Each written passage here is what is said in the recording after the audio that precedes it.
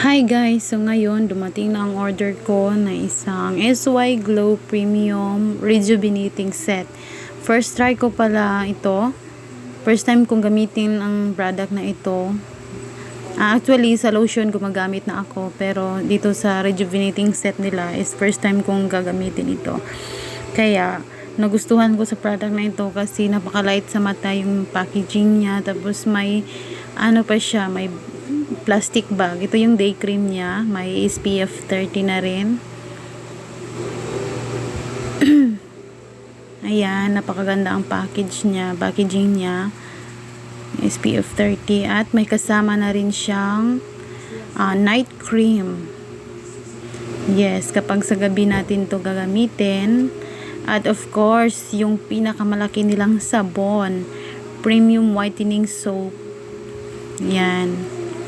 Malaki na yan, makakatipid ako nito.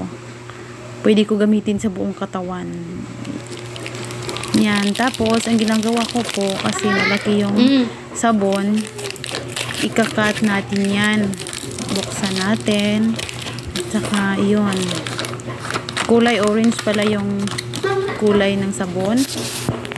Ayan. Ayan. Umiipal pa yung anak ko. Ayan, kumuha na ako ng kutsilyo at saka ko hihiwain ng manipis para hindi naman masayang kasi usually pag nagsasabon ako maraming matatapon kasi nga pag nababasa kasi mga ganitong mga sabon madaling maano yan eh. Sa Bisaya pa mahilis. Gali ra mahilis guys. Oh, naglisod po yung sulod ani kay wala na. Okay na. Ayan, pagkahuman, nahilamos na ko. Ayan, nahilamos na tayo guys. Gamit ang maligamgam na tubig. Ayan, pinapabula ko lang at saka ko ipapahid sa aking mukha. Massage lang. Tamang massage lang sa mukha. Ayan. Huwag lang nating masyadong didiinan guys kasi baka mairita yung skin natin sa mukha at sensitive yung skin natin sa mukha. Ayan, massage lang. And then, wag natin ibabad yung matagal sa mukha kasi minsan kasi nga sensitive yung skin natin. Ayan. Balawan ka agad natin ng mabuti ng maligamgam na tubig. Yung naramdaman ko naman guys, eh, di naman mainit sa mukha. Smooth lang sa mukha pag ginagamit. Hindi siya ganong malagkit sa mukha. Yung feeling na nagda-dry yung mukha mo after maghilamos. Hindi siya ganon. At hindi naman siya mabango. Wala rin siyang ganong scent. Yung parang amoy kujik lang ganon. Yan, dab lang ng towel. At saka move on to the next step is using our rejuvenating toner. Ayan. Maganda ang packaging niya kasi hindi siya basta-basta matatapon kasi may ano siya, may pangalawang panglock ang tawag doon.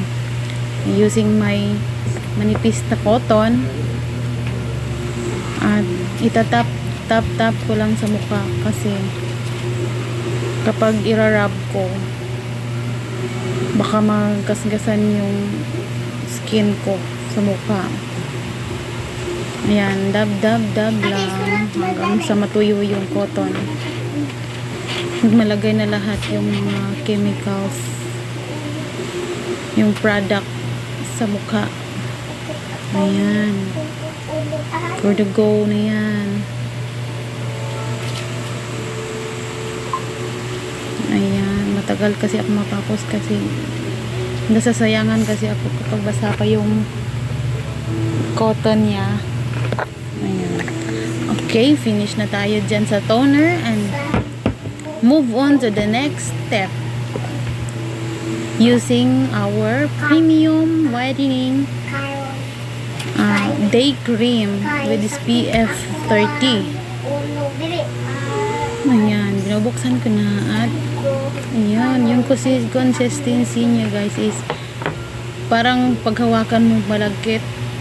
Pero paglagay mo naman sa face mo, hindi naman siya malagkit. At super blendable niya. Yung amoy niya is hindi naman matapang, hindi rin mild. Sakto lang. Ayan. Uy, dili ba yan? Ang ginawa ko lang is naglagay ako ng dot ng product sa mukha ko.